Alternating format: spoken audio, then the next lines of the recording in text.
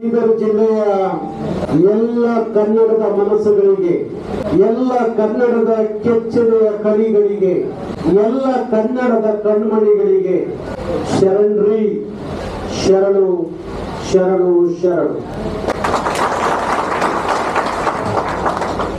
ಈ ಭಾಗದ ಯುವಕರಲ್ಲಿ ಕನ್ನಡದ ಕಿಚ್ಚಿದೆ, ಕನ್ನಡದ ಅಭಿಮಾನ ಇದೆ, ಸ್ವಾಭಿಮಾನ ಇದೆ ಅನ್ನೋದು ನನಗೆ ವಿಶೇಷವಾಗಿ ಕಂಡು ಬಂತು. ನೀವ್ಯಾರು ಇದು ಗಡಿ ಭಾಗ ಅಂತ ಹೇಳಿ ಅನ್ಕೊಂಡ್ರು ಸಹ ನಿಮ್ಮ ಕನ್ನಡದ ಕಳಕಳಿ, ನಿಮ್ಮ ಕನ್ನಡದ ಹೃದಯ ಶ್ರೀಮಂತಿಕೆ, ನಿಮಗಿರುವ ಕನ್ನಡದ ಕಿಚ್ಚು ಬಹುಶಃ ಯಾರಿಗೂ ಇರ್ಲಿಕ್ಕೆ ಸಾಧ್ಯ ಇಲ್ಲ. ನಾನು ಅನೇಕರಿಗೆ ಹೇಳ್ತಾ ಇದ್ದೆ, ಯಾವ ಡಿಸೆಂಬರ್ 27ನೇ ತಾರೀಕು ಬೆಂಗಳೂರಿನಲ್ಲಿ ಏನು ಹೋರಾಟ ನಡೆಯಿತೋ ಅದ ನಂತರ ಎರಡಂಕಿಯ ಕಾರ್ಯಕರ್ತರು ಆ ತರದ ಇನ್ನೊಂದು ಗಟ್ಟಿತನದ ಹೋರಾಟ ಮಾಡಿದ್ರೆ ಕರ್ನಾಟಕದಲ್ಲಿ ಅದು ಬೀದರ್ ಜಿಲ್ಲೆಯಲ್ಲಿ, ಬೀದರ್ ನಗರದಲ್ಲಿ ಅನ್ನೋ ಮಾತನ್ನ ನಾನು ಘಂಟಾಘೋಷವಾಗಿ ಹೇಳಬೇಕಾಗುತ್ತೆ. ನಿಮ್ಮ ಕಳಕಳಿಯನ್ನ, ನಿಮ್ಮ ಅಭಿಮಾನವನ್ನ ನಾವು ಮೆಚ್ಚೇವೆ. ಒಂದು ಕಲ್ಲು ಶಿಲೆ ಹಾಕಬೇಕಾದ್ರೆ 106 ಹುಳಿ ಹೇಟೆಗಳನ್ನ ತಿನ್ಬೇಕಾಗುತ್ತೆ. 106 ಹುಳಿ ಹೇಟೆಗಳನ್ನ ತಿಂದಾಗ ಮಾತ್ರ ಅದು ಶಿಲೆ ಆಗುತ್ತೆ. ಆಮೇಲೆ ಅದಕ್ಕೆ ಗರ್ಭದ ಗುಡಿಯ ವಾತಾವರಣ ಸಿಗುತ್ತೆ, ಅಲ್ಲಿ ಪೂಜೆ ಪುರಸ್ಕಾರ ಎಲ್ಲವೂ ನಡೆಯುತ್ತೆ. ಅದು ಆಗಬೇಕು ಅಂದಾಗ, ಅದೆಲ್ಲವೂ ನಡಿಬೇಕು ಅಂದಾಗ, ಅದನ್ನೆಲ್ಲವನ್ನು ಸಂಭ್ರಮಿಸಬೇಕು ಅಂದಾಗ ಆ ಹುಳಿ ಹೇಟನ್ನ ತಿನ್ಲೇಬೇಕಾಗತ್ತೆ. ಹಾಗಾಗಿ ಸೋಮನಾಥನಿಗೆ ನಾನು ಹೇಳಿದಂತ ಮಾತೇನಪ್ಪಾ ಅಂದ್ರೆ, ನೀನು ಒಬ್ಬ ನಾಯಕನ ಹಾಕ್ಬೇಕಾದ್ರೆ, ಇಷ್ಟೊಂದು ಜನರ ಪ್ರೀತಿ ಗಳಿಸಬೇಕಾದ್ರೆ, ನಿನಗೆ ಆ ನಾಯಕತ್ವದ ಕಾಳಜಿ ಕಳಕಳಿ ಬರಬೇಕಾದ್ರೆ ಆ ಉಳಿಪೇಟ್ ನೀನು ಅಷ್ಟೇ ಅಲ್ಲ, ನೀನು ನಂಬಿದವರು ಎಲ್ಲರೂ ಅಂತದೊಂದು ತ್ಯಾಗದ ಮನೋಭಾವ ಇದ್ದಾಗ ಮಾತ್ರ ನೀವೆಲ್ಲ ನಾಯಕರಾಗಲಿಕ್ಕೆ ಸಾಧ್ಯ ಆಗುತ್ತೆ ಅನ್ನೋ ಮಾತನ್ನ ನಾನು ಹೇಳಲಿಕ್ಕೆ ಇಷ್ಟಪಡ್ತೀನಿ. ಬಂಧುಗಳೇ, ನಿಮ್ಮ ಭಾವನೆಗಳು ನನಗೆ ಅರ್ಥ ಆಗ್ತಾ ಇದೆ, ನಿಮ್ಮ ವಿಚಾರಗಳು ನನಗೆ ಅರ್ಥ ಆಗ್ತಾ ಇದೆ. ಬೀದರು ಗಡಿ ಭಾಗದ ಜಿಲ್ಲೆ ಹೌದು, ಹೌದು, ಇಲ್ಲ ಅಂತ ಹೇಳೋದಿಲ್ಲ. ಪಕ್ಕದ ಮಹಾರಾಷ್ಟ್ರಕ್ಕೆ, ಪಕ್ಕದ ಆಂಧ್ರ ಪ್ರದೇಶಕ್ಕೆ, ತೆಲಂಗಾಣಕ್ಕೆ ಭಾರಿ ಹತ್ತಿರವಾಗಿರುವಂತ ಜಿಲ್ಲೆ ಬೀದರ್ ಜಿಲ್ಲೆ. ಇಲ್ಲಿ ಒಂದಷ್ಟು ಭಾಷೆಗಳು ಮಿಶ್ರಣವಾಗಿ ವಿಶೇಷವಾಗಿ ಮಾತಾಡ್ತಾರೆ. ಹಾಗಾಗಿ ಅದೆಲ್ಲ ಬೆರೆತು ಹೋಗಿದ್ರು ಸಹ ಆದ್ರೆ ಕನ್ನಡಕ್ಕೆ ಇಲ್ಲಿ ಕೂತಿಲ್ಲ, ಕನ್ನಡಕ್ಕೆ ಕೂತಿಲ್ಲ.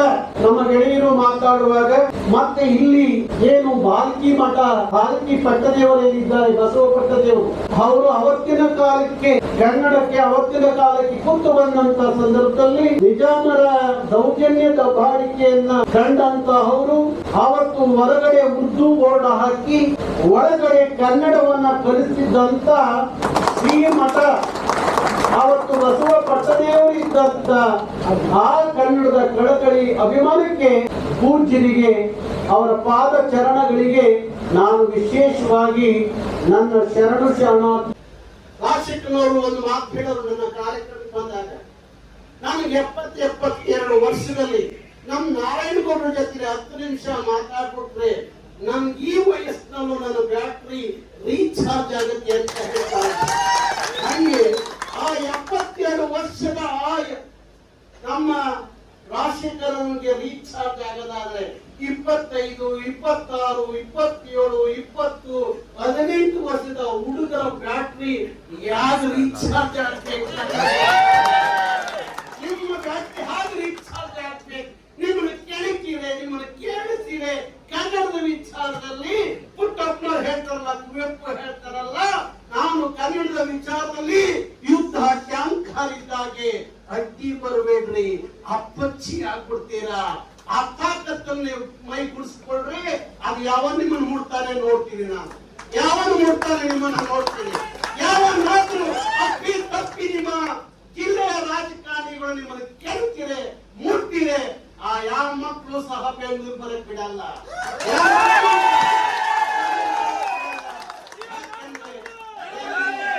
ಅವ್ರಿಗೋಸ್ಕರ ಕಾದು ಕೂತಿರ್ತೀನಿ, ನಾನು ಕಾದು ಕೂತಿರ್ತೀನಿ. ಅದಕ್ಕೆ ಯಾವ ರಾಜಕಾರಣಿಗಳಿಗೆ ಅಂಜೋದು ಬೇಡ, ಎದುರೋದು ಬೇಡ. ಅಧಿಕಾರಿಗಳು ನಮ್ಮವರೇ, ಪಾಪ ಅವರು ಕಾಕಿ ಹಾಕೊಂಡಿದ್ದಾರೆ ಅಷ್ಟೇ. ಅವರು ಕರ್ತವ್ಯದಲ್ಲಿ ಒಂದಷ್ಟು ಏರುಪೇರು ಹಾಕ್ಬೋದು ಹೊತ್ತು ನಮಗಿಂತ ಚೆನ್ನಾಗಿ ಅಭಿಮಾನ ಇಟ್ಕೊಂಡಿದ್ದಾರೆ ಅಂದ್ರೆ ನಮ್ಮ ಪೊಲೀಸ್ ಇಲಾಖೆ. ಇಡೀ ಕರ್ನಾಟಕದೊಳಗಡೆ ಯಾವ್ದಾದ್ರು ಇಲಾಖೆಯಲ್ಲಿ 100% ಕನ್ನಡಿಗರು ಯಾರು ಇದ್ದಾರೆ ಅಂದ್ರೆ ಅದು ಪೊಲೀಸ್ ಇಲಾಖೆಯಲ್ಲಿ ಮಾತ್ರ. ಹಾಗಾಗಿ ಗೆಳೆಯರೇ, ನಾನು ಹೇಳೋದೇನಪ್ಪ ಅಂದ್ರೆ ಗಡಿ ಅದಕ್ಕೆಲ್ಲ ಎಂತದ್ದು ಅನ್ಕೋಬೇಡ್ರಿ. ನೋಡ್ರಿ, ಈಗ MES ದವರು ಇಲ್ಲಿ ಚಿಗುರುತ್ತಾವ್ರೆ, ಇಲ್ಲಿ ಬೇರೆ ಬಿಡುತ್ತಾವ್ರೆ. ಅವ್ರು ಬೆಳಗಾವಿನವ್ರ ಕತೆ ಮುಗಿಸಿದೀವಿ ನಾವು. ಬೆಳಗಾವಿನವ್ರ ಕತೆ ಮುಗಿದಿದೆ, ಈಗ ಬೀದರ್ನಲ್ಲಿ ಚಿಗ್ಲಿಕ್ ಹೊರಟಿದ್ದಾರೆ. ಚಿಗ್ರಕ್ ಬಿಡ್ಬೇಡ್ರಿ, ಚಿಗ್ರಕ್ ಬಿಡಬೇಡಿ. ಅವ್ರು ಯಾವನೇ ಕರ್ನಾಟಕ ಬರ್ಲಿ, ಅವನು ಯಾವನೇ ಇಲ್ಲಿ ಬರ್ಲಿ, ಬದುಕು ಕಟ್ಟಿಕೊಳ್ಳಿ, ಬೇಡ ಅಂತ ಹೇಳಲ್ಲ.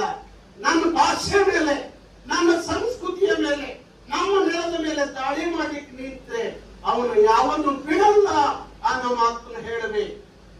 ಚಾಲುಕ್ಯರ ಕಪ್ಪೆ ಹಳೆಭಟ್ಟ ಶಾಸನದಲ್ಲಿ ಒಂದು ಮಾತಿದೆ, ಕನ್ನಡಿಗರ ಕುರಿತು ಒಂದು ಮಾತಿದೆ. ಏನು ಮಾತಿದೆ ಅಂದ್ರೆ, ಸಾಧುಗೆ ಸಾಧು, ಮಾಧುರ್ಯಂಗೆ ಮಾಧುರ್ಯಂ, ಬಾಧಿಪ್ಪ ಕಡೆಗೆ ಕಲಿಯುಗದ ವಿಪರೀತನ್.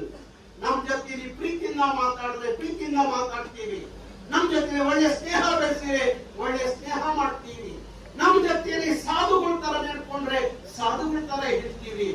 ಆದ್ರೆ ನಮ್ಮನ್ನು ಕೆಣಕಿರೆ ಕೆರಳಿಸಿರೆ ನಮ್ ಸವಾಸಕ್ಕೆ ಬಂದ್ರೆ ಯಮಧರ್ಮ ತರ ಮುಗಿಸ್ಬಿಡ್ತೀವಿ. ಆಗಬಾರ್ದು ಅನ್ನೋದು ನಮ್ಮ ವಿಚಾರ. ಎಲ್ಲರನ್ನು ಕೈ ಬೀಸಿ ಕರೆದಿದೆ ಕರ್ನಾಟಕ. ಅದಕ್ಕೆ ಪುಟ್ಟಪ್ಪನವ್ರು ಹೇಳ್ತಾರೆ, ಸರ್ವ ಜನಾಂಗದ ಶಾಂತಿಯ ತೋಟ, ರಸಿಕರ ಕಣ್ಗಳ ಸೆಳೆಯುವ ನೋಟ, ಹಿಂದೂ ಕ್ರೈಸ್ತ ಮುಸಲ್ಮಾನ ಪಾರಸಿಕ ಜೈನ ಅಂತ ಹೇಳಿ ಎಲ್ಲರನ್ನ ಪ್ರೀತಿಯಿಂದ ಕೈ ಬೀಸಿ ಕರೆದಂತ ಭಾರತದ ಒಂದು ನಾಡು ಇದ್ರೆ ಕರ್ನಾಟಕ. ಆ ಕರ್ನಾಟಕದೊಳಗಡೆ ಇವತ್ತು ಏನು ಹಾಕ್ತಾ ಇದೀವಿ ನಾವು, ನೀವು ನೋಡ್ತಾ ಇದ್ರಿ ಇತ್ತೀಚಿನ ದಿನಗಳಲ್ಲಿ. ನಾನು ಬೆಳಗ್ಗೆ ಯಾವುದೋ ಒಂದು ಹೋಟ್ಲಲ್ಲಿ ಇದ್ದೆ, 100ಕ್ಕೆ 90 ಭಾಗ ಹಿಂದಿ ರಾಜ್ಯಗಳಿಂದ ಬಂದಂತವರೇ ಅಲ್ಲಿ ಕಾರ್ಮಿಕರಾಗಿ ಕೆಲಸ ಮಾಡ್ತಾ ಇದ್ದಾರೆ. ಕನ್ನಡಿಗರು ಒಬ್ರು ಸಿಗೋದಿಲ್ಲ, ಕನ್ನಡಿಗರು ಒಬ್ರು ಸಿಗೋದಿಲ್ಲ. ಅದಕ್ಕೆ ಒಂದು ಅಂತ್ಯ ಕಾಣಿಸ್ಬೇಕು, ಅಂತ್ಯ ಕಾಣಿಸ್ಬೇಕು. ಜೂನ್ 4ನೇ ತಾರೀಕು ಭಾರತ ಚುನಾವಣೆ ಏನ್ ನಡೀತಾ ಇದೆ, ಅದು ಅವಧಿ ಮುಗಿ.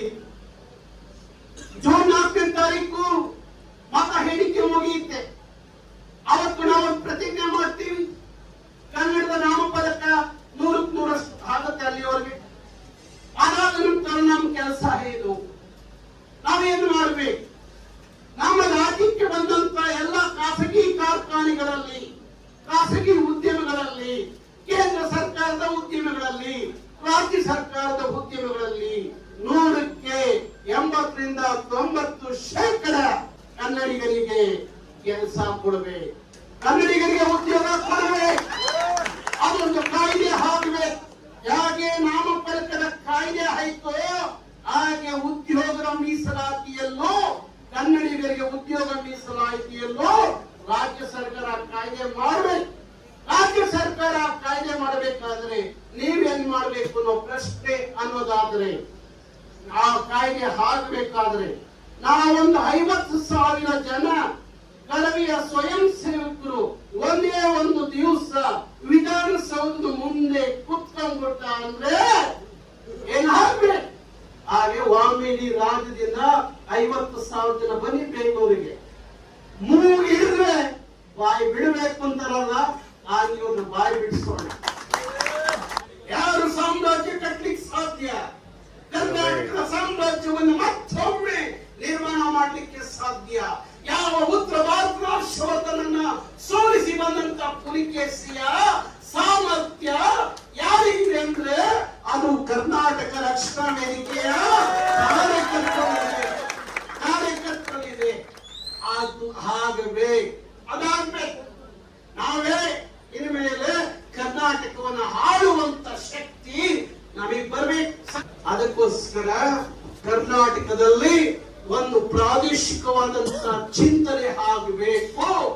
ಯಾವ ಶಾಲ ಹಾಕೊಂಡು ಬೀದಿ ನಿಂತ್ಕೊಂಡು ಕನ್ನಡ ಕನ್ನಡ ಅನ್ನುವ ಈ ಮಕ್ಕಳ ಕೈಗೆ ವಿಧಾನಸೌಧದ ಅಧಿಕಾರ ಸಿಕ್ಕಿದಾಗ ಮಾತ್ರ ಕನ್ನಡ 100ಕ್ಕೆ 100ರಷ್ಟು ಉಳಿಯುತ್ತೆ. ಕನ್ನಡಿಗ ಉಳಿತಾನೆ, ಕರ್ನಾಟಕ ಉಳಿಯುತ್ತೆ. ಅದಕ್ಕೋಸ್ಕರ ನಾವು ಇವತ್ತು ಪ್ರತಿಜ್ಞೆ ಮಾಡಬೇಕಾಗುತ್ತೆ. ಆ ವಿಕರಿಸಿ ನನಗೆ ಇವತ್ತು ಭಾರಿ ಖುಷಿ ಆಯ್ತು. ಇಲ್ಲಿ ಯಾರು ವಯಸ್ಸಾದವರು ಬಂದಿಲ್ಲ, ಎಲ್ಲ ಗಟ್ಟು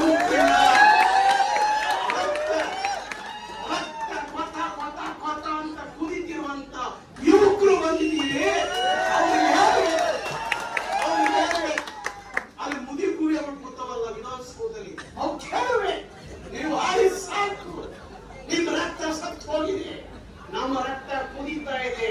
ನಮ್ಮ ಕೈಗೆ ಕೆಲಸ ಕೊಡಿ, ನಮ್ಮ ಕೈಗೆ ಅಧಿಕಾರ ಕೊಡಿ ಅಂತ ಕೇಳುವ ತಾಕತ್ತು ಯುವಕರಲ್ಲಿ ಬಂದಾಗ ಮಾತ್ರ, ಯುವಕರಿಗೆ ಅಧಿಕಾರ ಸಿಕ್ಕಾಗ ಮಾತ್ರ ನಮ್ಮ ಸಮೃದ್ಧವಾದ ಕರ್ನಾಟಕ, ಅಖಂಡವಾದ ಕರ್ನಾಟಕ ನಮ್ಮ ಪಾಲಿಗೆ ದಕ್ಕತ್ತೆ.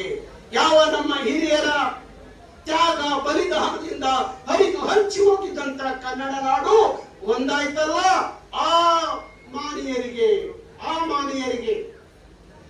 ನಮ್ಮ ನಾಡಿನ ಸ್ವಾಭಿಮಾನದ ಸಂಕೇತವಾಗಿ ಅವರ ಧ್ವನಿಯಾಗಿ ನಿಂತು ಕೆಲಸ ಮಾಡಿದಾಗ ಮಾತ್ರ ಕರ್ನಾಟಕ ಒಳ್ಳೆಯದಾಗುತ್ತೆ. ಹಾಗಾಗಿ ನಾಡು ನುಡಿಯಾಗಿ ಹೋರಾಟ ಮಾಡಿದ್ರೆ ನೀವು ಹಂಜೋದು ಬೇಕಾಗಿಲ್ಲ. ನಾನು ಯಾವಾಗಲೂ ಬೆಂಗಳೂರಿನ ನಮ್ಮ ಕಾರ್ಯಕರ್ತರಿಗೆ ಹೇಳ್ತಾ ಇರ್ತೀನಿ, ಒಮ್ಮೆ ನಾಡು ನುಡಿಗಾಗಿ ಹೋರಾಟ ಮಾಡಿ ಒಂದ್ಸಲಿ ಜೈಲಿಗೆ ಹೋದ್ರೆ ನೀವು ಸಿಂಗಲ್ ಸ್ಟಾರ್, 2 ಸಲ ಜೈಲಿಗೆ ಹೋದ್ರೆ ಡಬಲ್ ಸ್ಟಾರ್, 3 ಸಲ ಜೈಲಿಗೆ ಹೋದ್ರೆ ಟ್ರಿಬಲ್ ಸ್ಟಾರ್, ಆಮೇಲೆ ಹೋದ್ರೆ ACP DCP. ಅದಕ್ಕಾಗಿ ಹಂಚುವ ಹಳಪ್ಪಾರ್ ನಿಮ್ಮ ಶಕ್ತಿ, ನಿಮ್ಮ ರಕ್ತ ಕನ್ನಡದ ವಿಚಾರದಲ್ಲಿ ಯಾವಾಗಲೂ ಬಿಸಿಯಾಗಿ ಇಟ್ಕೊಳ್ಳಿ. ತಲೆ ಮಾತ್ರ ತಣ್ಣಗೆ ಇಟ್ಕೊಳ್ಳಿ, ರಕ್ತ ಮಾತ್ರ ಬಿಸಿಯಾಗಿ ಇಟ್ಕೊಳ್ಳಿ. ಇದರಂತ ಗಡಿ ಭಾಗದಲ್ಲಿ ನಿಮ್ಗೆ ಇಷ್ಟೊಂದು ಕಿಚ್ಚಿದೆ, ಕಳಕಳಿ ಇದೆ, ಅಭಿಮಾನ ಇದೆ, ಸ್ವಾಭಿಮಾನ ಇದೆ ಅನ್ನೋದಾದ್ರೆ ಕರ್ನಾಟಕ ಕನ್ನಡ ಸೂರ್ಯ ಚಂದ್ರ ಇರೋವರೆಗೂ ಉಳಿಯುತ್ತೆ ಅನ್ನುವ ನಂಬಿಕೆಯನ್ನು ಹೊತ್ತು ನಾನು ಇಲ್ಲಿಂದ ಹೋಗ್ತಾ ಇದ್ದೀನಿ. ಮತ್ತೊಮ್ಮೆ ಹೇಳೋಣ, ಆಜ್ಞೆ ಮಾಡೋ ಐಗಳೆಲ್ಲ ವಿಧಾನಸೌಧದಲ್ಲೇ ಇರ್ಲಿ, ಆಜ್ಞೆ ಮಾಡೋ ಹೈಗಳೆಲ್ಲ ವಿಧಾನಸೌಧದಲ್ಲೇ ಇರ್ಲಿ. ಆದ್ರೆ ಕನ್ನಡ ಸುದ್ದಿಗೆ ಏನಾದ್ರೂ ಬಂದ್ರೆ ಮಾನ ಉಳಿಸೋಕಿಲ್ಲ. ಕನ್ನಡದ ಪ್ರೀತಿ ಅಭಿಮಾನ ಹೀಗೆ ನಿಮ್ಮಲ್ಲಿ ಇರ್ಲಿ ಅಂತ ಹೇಳ್ತಾ ಬೀದರ್ ಜಿಲ್ಲೆಗೆ ನನ್ನ ಬರಮಾಡಿಕೊಂಡಿದ್ದಕ್ಕಾಗಿ ಮತ್ತೊಮ್ಮೆ ನಿಮಗೆಲ್ಲರಿಗೂ ಪ್ರೀತಿಯಿಂದ, ಅಭಿಮಾನದಿಂದ, ಕಳಕಳಿಯಿಂದ ನಿಮ್ಮನ್ನು ಅಭಿನಂದಿಸ್ತೀನಿ ಗೆಳೆಯರೇ. ನಿಮಗೆಲ್ಲ ಕನ್ನಡದ ರಾಜರಾಜೇಶ್ವರಿ